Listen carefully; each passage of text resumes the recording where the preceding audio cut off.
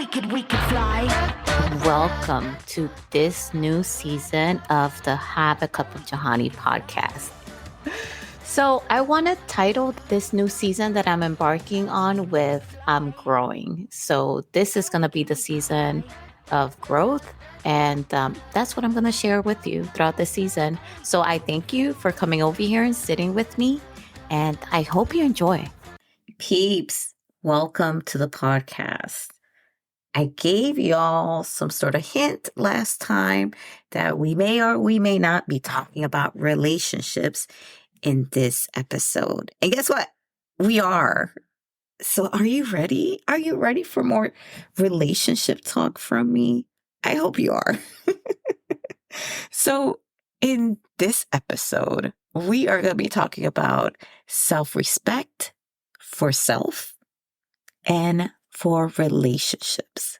Specifically, we're going to explore how learning to respect yourself can lead to healthier relationships with partners who respect you. Okay. So are you ready? Oh, 1, 2, 3. Okay. So I'm going to be very vulnerable. I can't even talk right now.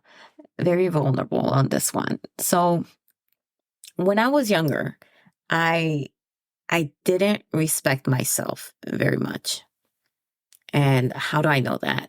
I know that because of the type of relationships that I was involved in. And this is me in retrospect, right? Looking back, that I'm able to ascertain this. And because I'm looking at myself objectively and having learned and collected some self-awareness, I can say that now, that the reason why my relationships were the relationships that they were was because I didn't have respect for myself. So in turn, I ended up with partners who didn't respect me either.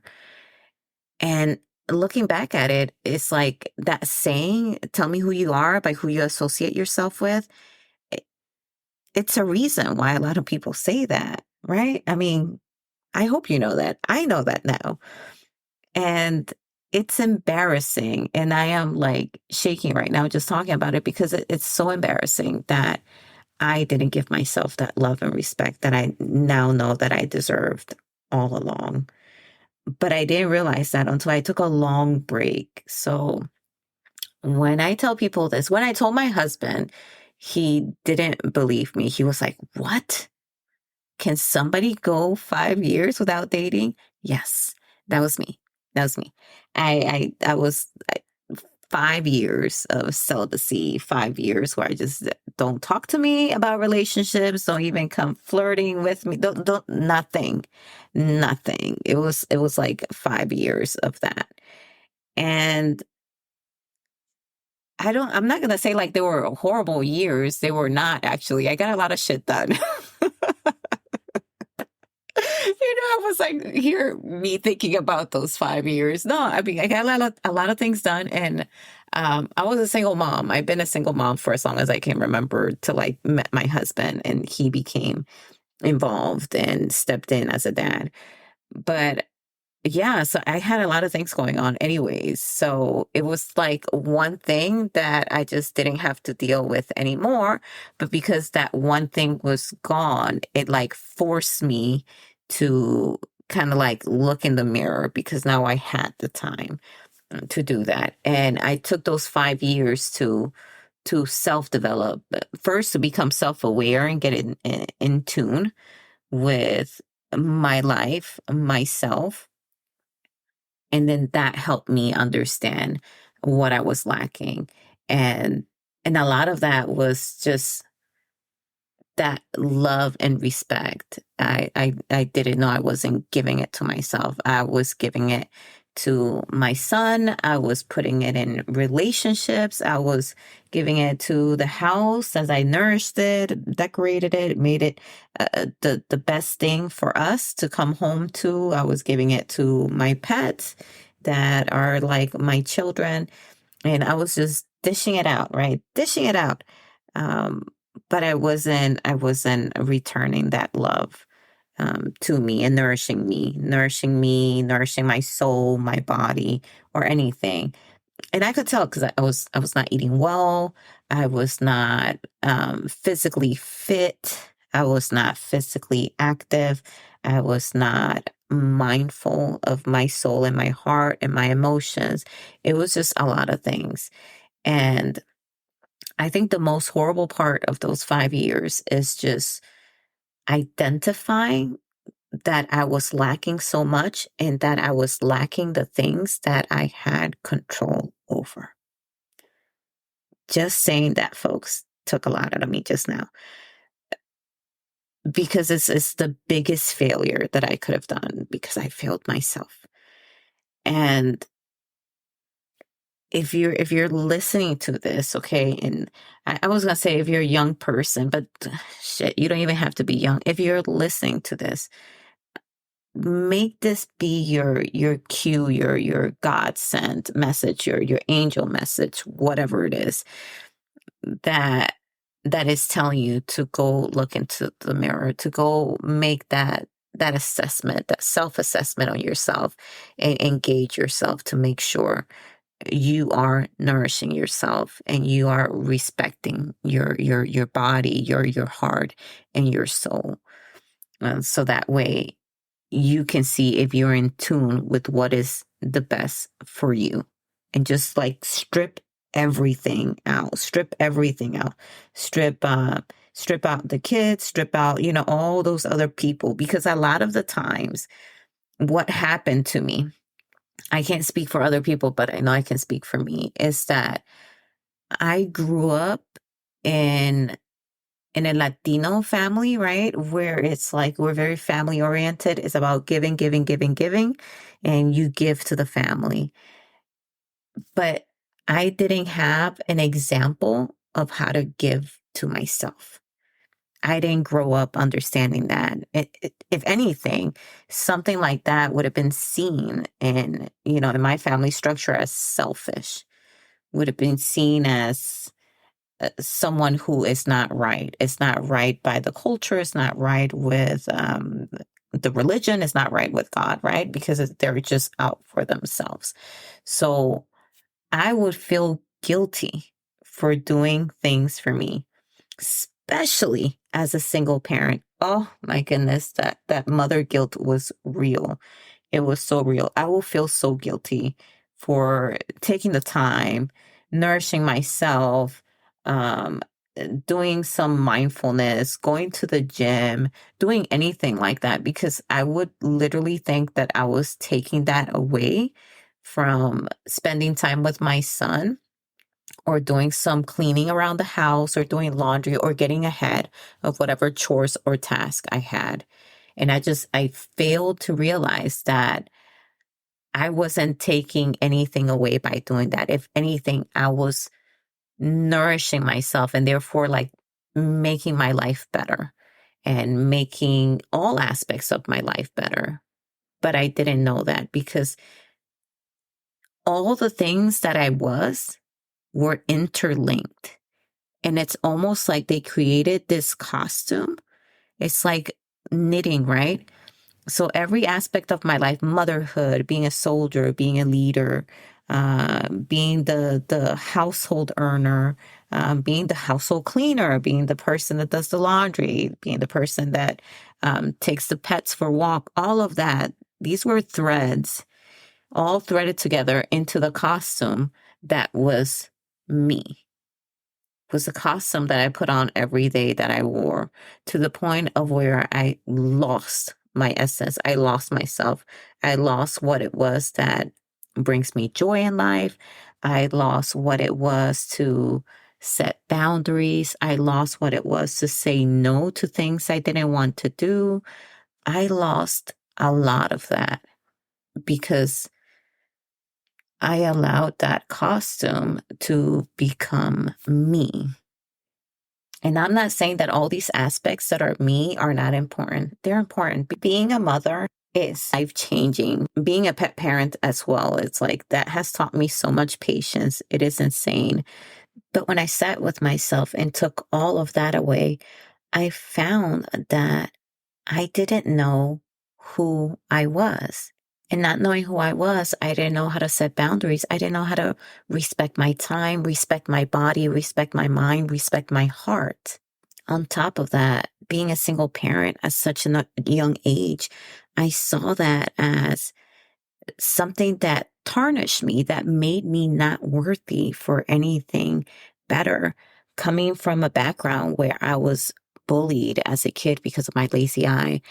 Later on, as I was dating, I was ghosted. You need to hear that episode. So all these things chipped away at my self-esteem and left me feeling as if the only thing that I had going on for me was being a mother and was being a pet parent and was doing all the things that I was doing. So I was trying to get some sort of validation from those roles while completely forgetting what made me me.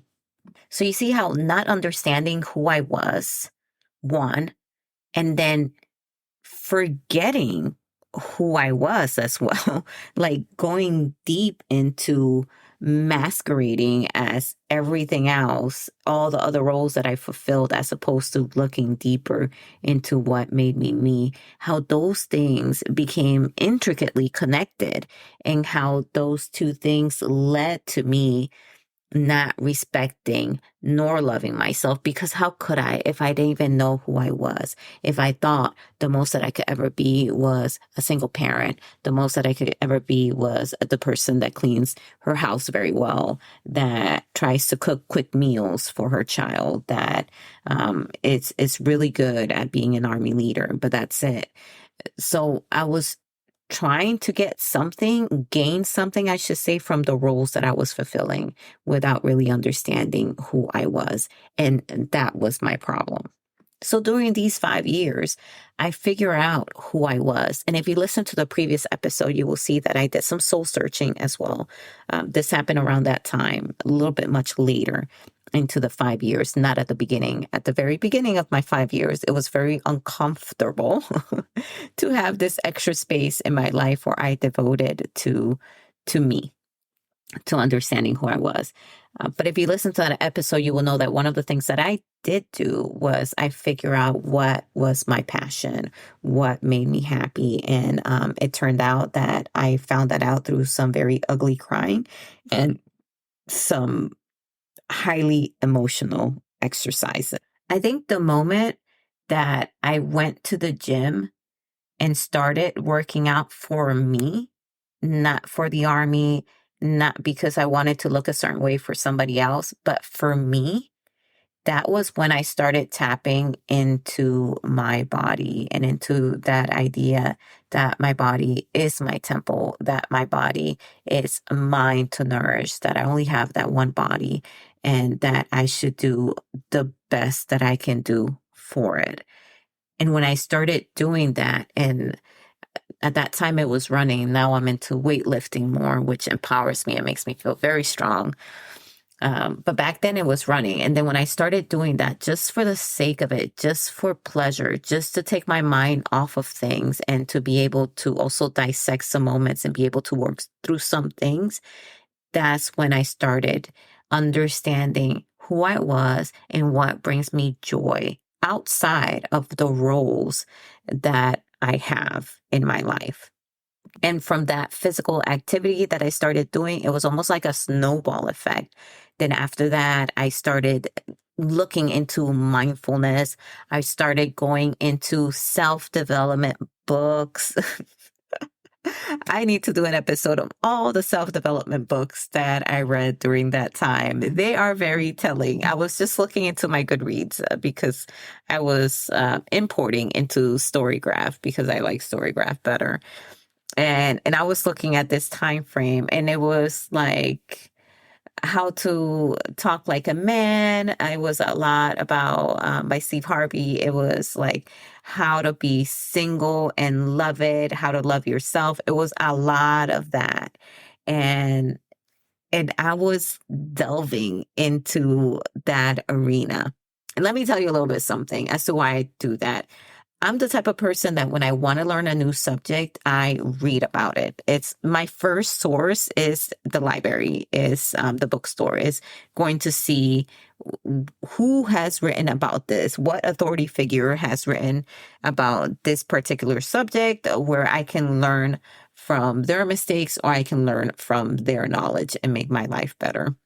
That has been my go-to. And these 5 years of my life were no different. I have a trail of self-help books that I read. It was some mindfulness in there about the Four Agreements.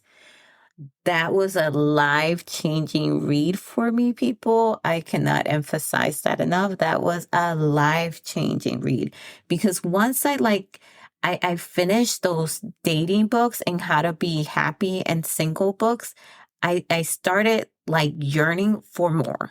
I started to yearn for how can I get deep into my soul and really find that joy and kind of like transcend the whole need for a relationship thing.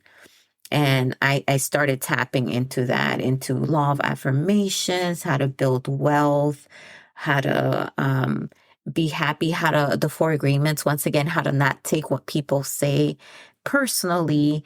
And I am telling you, that one agreement right there set me free from so many emotions that were weighing me down because it's like I was carrying all these relationships of men that were highly disrespectful to me, that were super toxic to me, and I was carrying them on my back. And I was dragging them along for the ride while they were out living their best lives, probably in different relationships themselves. Good for them. I love it for them. But nevertheless, I was carrying them on my back and it was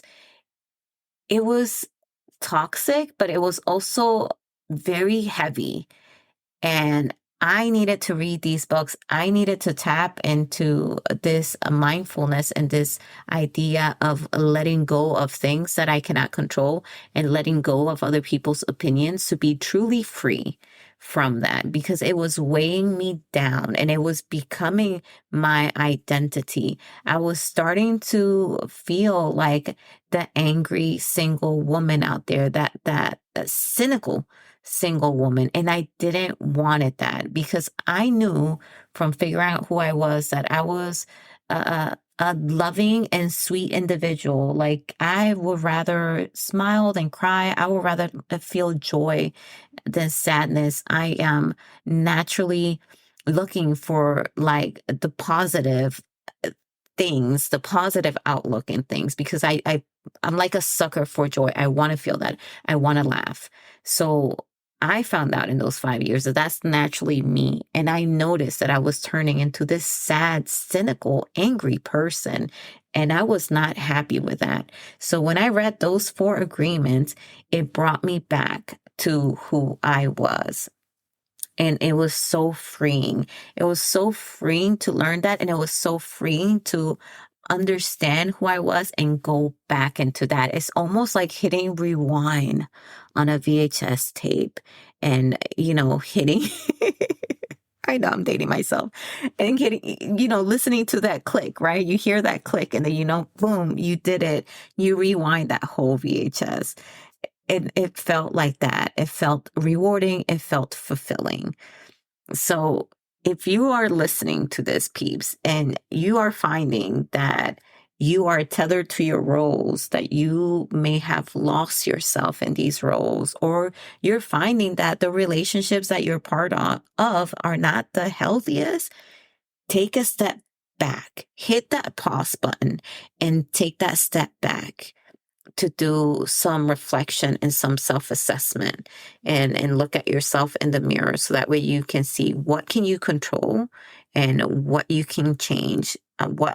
What you can and what are you willing to change from those things that you can control, I should say. So that way you can better yourself and better your life. Because from those 5 years, what I learned is that, well, those relationships, I put them squarely on my shoulders and some of it on them as well. But I could have stopped that. I am in control of how people treat me.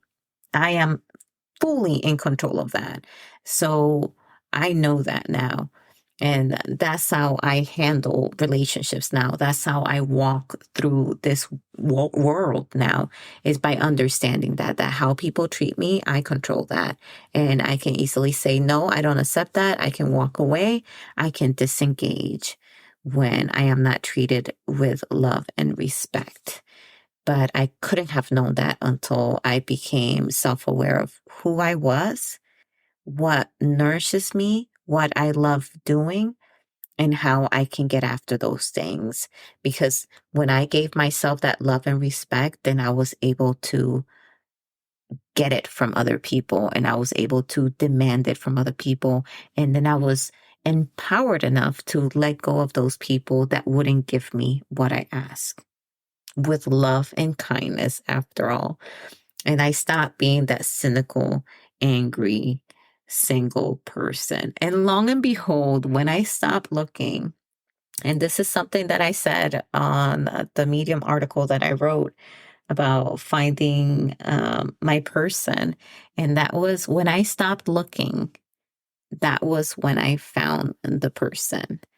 And when I stopped looking, I was so sure of myself. I was happy with the life that I was living. I was happily single, and I was not going to take anyone that was not going to make my life better.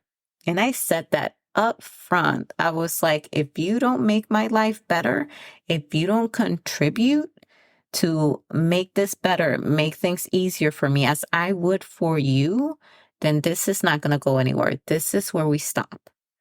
And I said that right away when meeting my husband and understanding that he had deeper intentions with me other than friendship.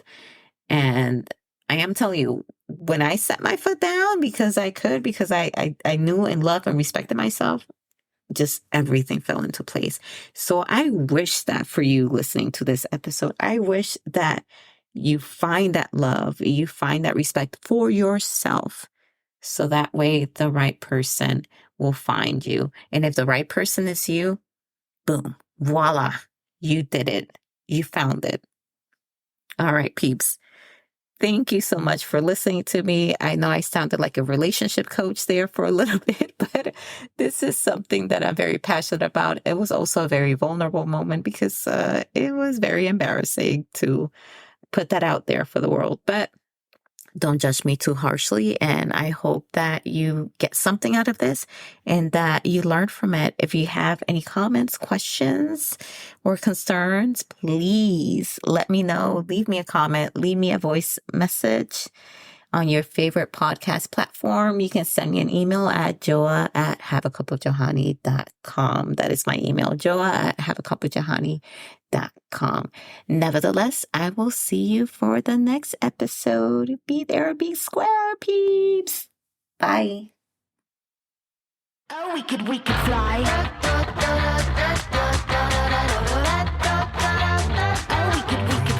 Thank you so much for listening. Don't forget to follow and subscribe to the show. See you on the next episode. Bye. Oh, we could fly.